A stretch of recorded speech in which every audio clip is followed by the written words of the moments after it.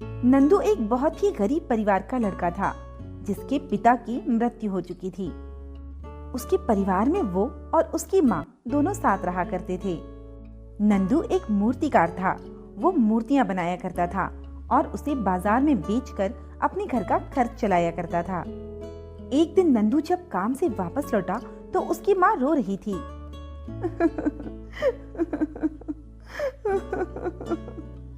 क्या हुआ माँ, आप क्यों रो रही हैं? बेटा, वो साहूकार आया था। तुम्हारे पिताजी ने उससे कर्जा लिया था, जो कि सूद समेत अब 1.5 लाख रुपया हो चुका है। हम उसे इतना पैसा कहाँ से देंगे? अगर हमने उसका पैसा नहीं दिया तो वो हमें घर से निकाल देगा। मुझे तो कुछ समझ में नहीं आ रहा है कि क्या करना चाहिए। माँ, आप चिंता मत करो, कुछ ना कुछ जरूर हो जाएगा। नंदू यही सोचता हुआ बाजार की तरफ निकल पड़ा।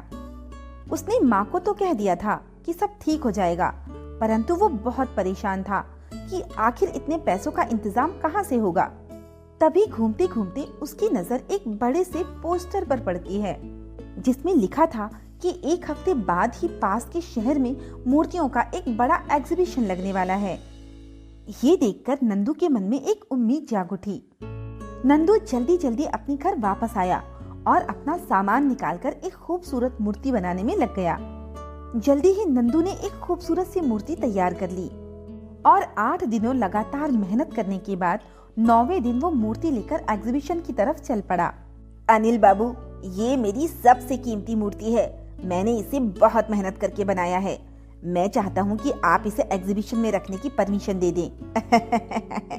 ये मूर्ति तुम एग्जीबिशन में रखोगे? हाँ साहब, ये मैंने बहुत मेहनत करके बनाई है। तुम्हारी ये मूर्ति कबाड़ से ज्यादा कुछ नहीं है। इसे तुम एग्जीबिशन में रखने का सोच भी कैसे सकते हो? सर, ऐसा मत कहिए, ये मेरी बहुत मेहनत का नतीजा है। तो तुमने इतनी फालतू की मेहनत क्यों करनी थी? ये मूर्ति किसी काम की नहीं है, 2 कौड़ी की भी महंगी है। ले जाओ यहाँ से। तुम्हें एग्जीबिशन के लिए परमिशन नहीं मिल सकती, समझे तुम? नंदू मायूस होकर अपनी मूर्ति को लेकर वहाँ से निकल जाता है। नंदू उस मूर्ति को अपने सर पर रखकर ला रहा था कि तभी रास्ते में उसे ऐसा लगा जैसे ये मूर्ति किसी काम की नहीं है, और उसने वो मूर्ति वहीं फेंक दी और वहाँ से आगे चला गया। दूसरी तरफ अनिल बहुत खुश था कि उसने नंदू की मूर्ति को एग्जीबिशन में लगने से रोक दिया। अनिल जानता था कि नंदू की मूर्ति बहुत खूबसूरत है और अगर वो एग्जीबिशन में लग गई तो शायद पहला इनाम नंदू को ही मिले, और अनिल नहीं चाहता था कि नंदू कामयाब हो। वहीं दूसरी तरफ नंदू चलते चलते थक गया था। नंदू एक पेड़ के नीचे आराम करने के लिए रुका। वो लेटा और थोड़ी ही देर में उसे नींद आ गई। नंदू, नंदू!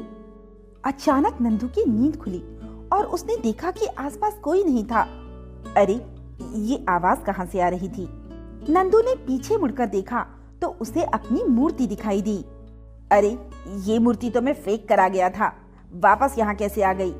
नंदू मूर्ति के पास जाता है और उसे छू कर देखता है। अरे, ये मूर्ति तो सही सलामत है, लेकिन मैंने तो इसे फेंक दिया था और ये टूट भी गई थी। फिर ये ऐसे कैसे? खैर, मेरी मूर्ति ठीक हो गई, इससे ज्यादा मुझे और क्या चाहिए? ऐसा कहकर नंदू मूर्ति को छोड़कर खाने के लिए खाना लाने चला जाता है।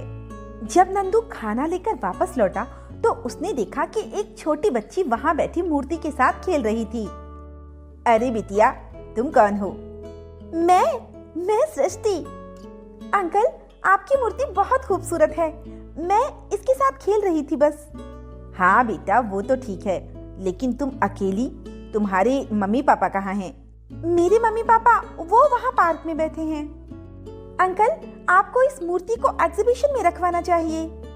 हाँ बेटा, रखवाना तो मैं भी चाहता था, लेकिन मुझ गरीब की मूर्ति को कौन एग्जीबिशन में रखने की परमिशन देगा? नहीं अंकल, ऐसी बात नहीं है। मैं अपनी मम्मी पापा से कहकर आपकी मूर्ति एग्जीबिशन में रखवा दूंगी, क्योंकि एग्जीबिशन में मेरे पापा चीफ गेस्ट हैं।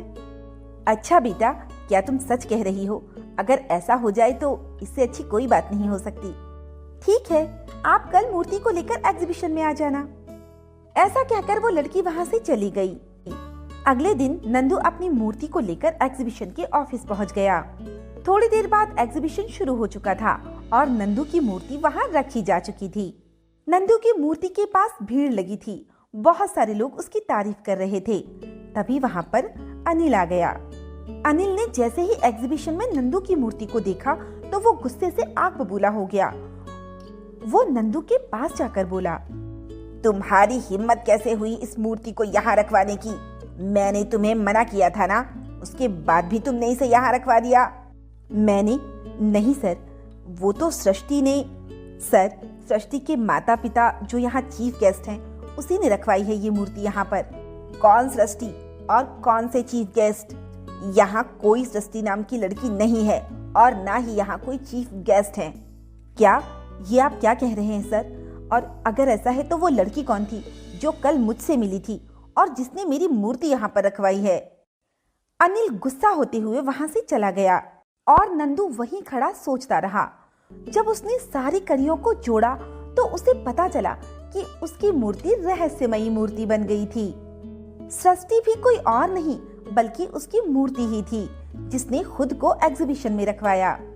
अब बहुत सारे लोग नंदू के पास आने लगे और उस मूर्ति को खरीदने की बात करने लगे।